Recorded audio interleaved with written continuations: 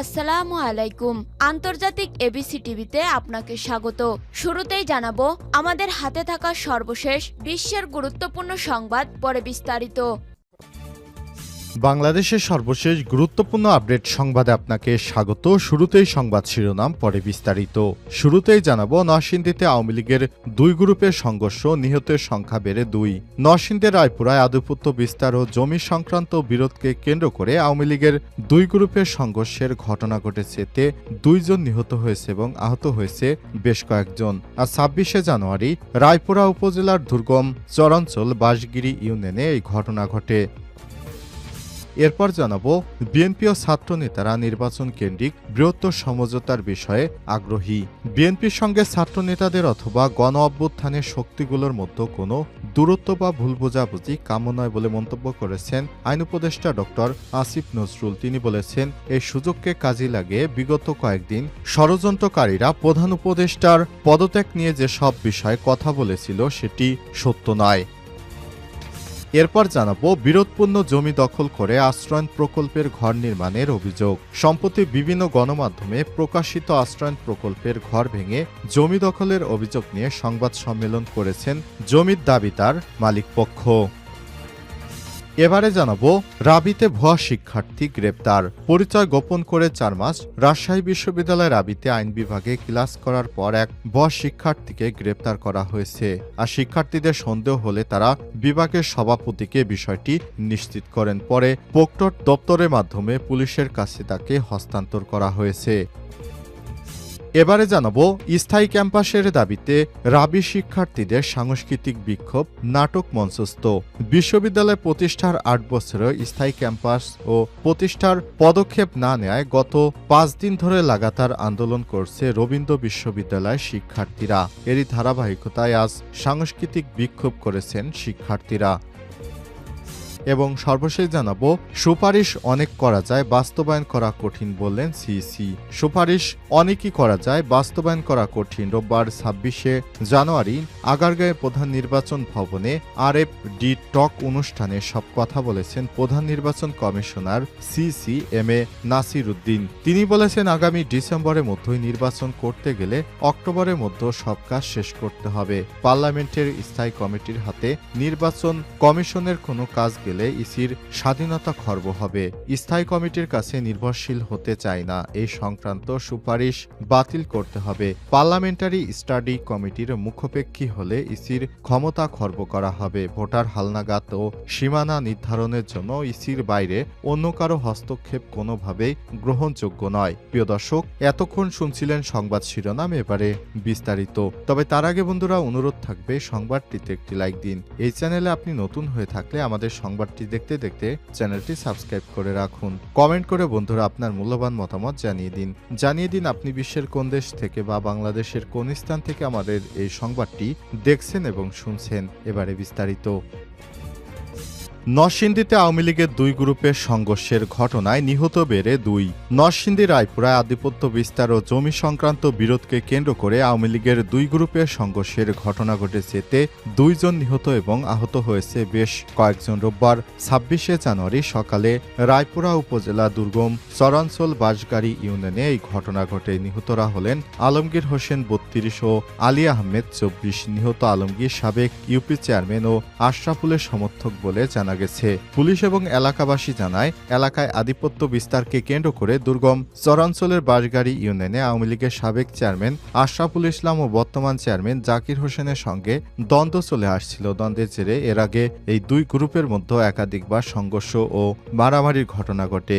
এইসব সংঘর্ষে একাধিক ব্যক্তি নিহত আহত হওয়ার ঘটনায় পাল্টা মামলা হয়েছে। এর জেরে আজ সকাল 8টার দিকে দুই পক্ষের টেটা বল্লম দা ছুরি, দেশীয় আগ্নেয়াস্ত্র নিয়ে সংঘর্ষে ঝাঁপিয়ে পড়ে। এ সময় প্রতিপক্ষের ছড়া গুলি ও গুলিবিদ্ধ হয়ে নিহত হন আশরাফুল চেয়ারম্যানের সমর্থক আলমগীর আদিলুর জামিল নামে আরও একজন নিহত হয়। এ সময় উভয় পক্ষের কমপক্ষে 30 জন আহত হয়েছে। আহতদের উদ্ধার করে নরসিংদী, নবীনগর, বাঞ্চারামপুর সহ বিভিন্ন হাসপাতালে পাঠানো হয়েছে। খবর পেয়ে রায়পুরা থানা পুলিশের অতিরিক্ত পুলিশ সুপার ঘটনাস্থলে রওনা দিয়েছেন। রায়পুরা থানার অফিসার ইনচার্জ মোহাম্মদ আদিল আহমেদ জানান, চর দখল এলাকায় আধিপত্য বিস্তারকে কেন্দ্র করে আওয়ামী লীগের দুই গ্রুপের সংঘর্ষে ঘটনা ঘটে। এতে 2 জন নিহত এবং বেশ কয়েকজন আহত হয়েছে। পরিস্থিতি নিয়ন্ত্রণে কাজ করছে পুলিশ এবং সেনাবাহিনীর সদস্যরা। এলাকায় অতিরিক্ত পুলিশ এবং সেনাবাহিনীর সদস্য মোতায়েন করা হয়েছে। বিএনপি এবং ছাত্র নেতারা নির্বাচন কেন্দ্রিক বৃহত্তর সমঝোতার বিষয়ে অনাগ্রহী নয়। বিএনপির সঙ্গে ছাত্র নেতাদের অথবা গণ অভ্যুত্থানের শক্তিগুলোর মধ্যে কোনো দূরত্ব বা ভুল বোঝাবুঝির কাম্য নয় বলে মন্তব্য করেছেন আইন উপদেষ্টা অধ্যাপক ডক্টর আসিফ নজরুল। তিনি বলেছেন, এটি গণহত্যাকারী আওয়ামী লীগের নেতাকর্মী ও তাদের দোসরদের কতটা উৎসাহিত বেপরোয়া করে তুলতে পারে তার কিছুটা প্রমাণ আমরা গত কয়েকদিনে পেয়েছি। আসিফ নজরুল আজ নিজের ফেসবুকে এক স্ট্যাটাসে এমন মন্তব্য করেছেন।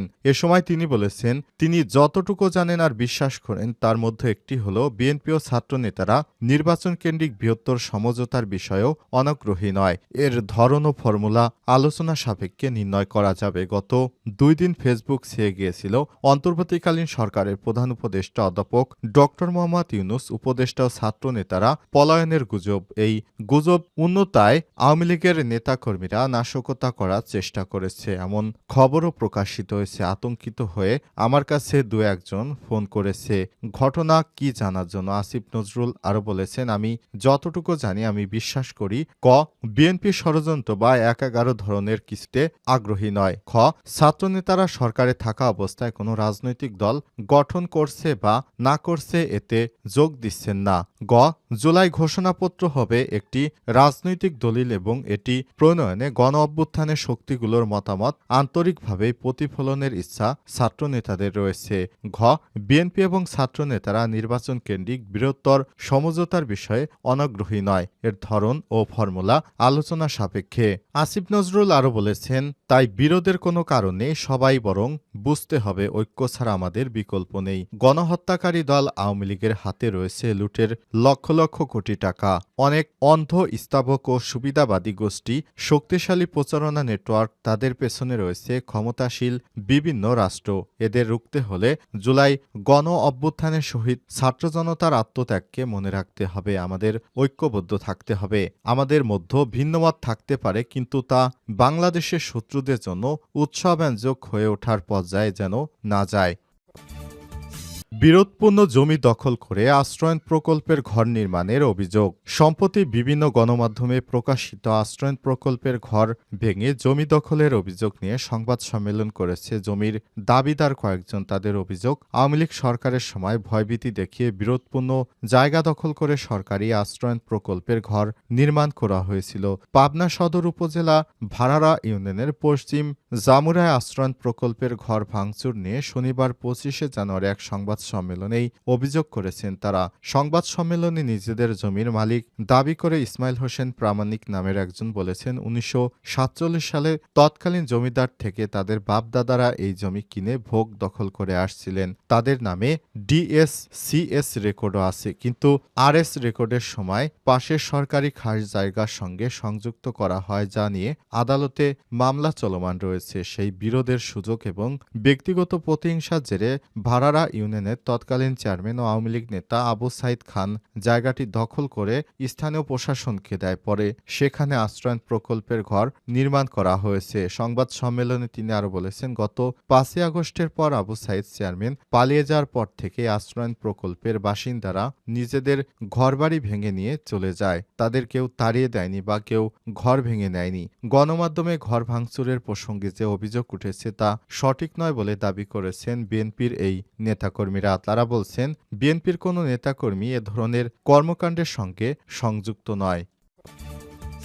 রাবিতে ভুয়া শিক্ষার্থী আটক। পরিচয় গোপন করে 4 মাস রাজশাহী বিশ্ববিদ্যালয়ে এক ভুয়া শিক্ষার্থীকে আটক করা হয়েছে। আইন বিভাগে ক্লাস করতেন তিনি। শনিবার 25শে জানুয়ারি অন্যান্য শিক্ষার্থীদের সন্দেহ হলে তাকে আটক করা হয়েছে বলে জানানো হয়েছে।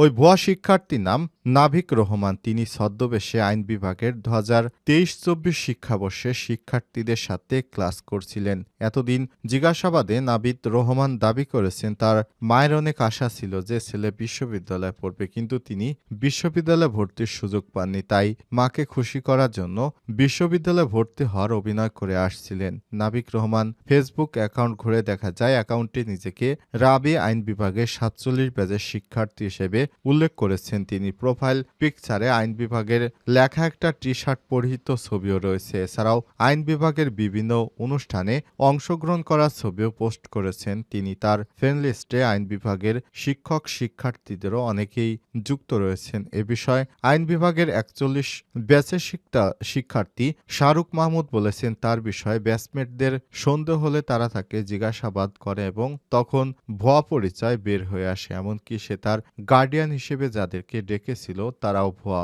এরপর বিভাগের সভাপতির সাথে যোগাযোগ করে প্রক্টর ও অফিসে গিয়ে নাবিক ও তার ভুয়া অভিভাবকদের পুলিশের হাতে সোপর্দ করা হয়েছে।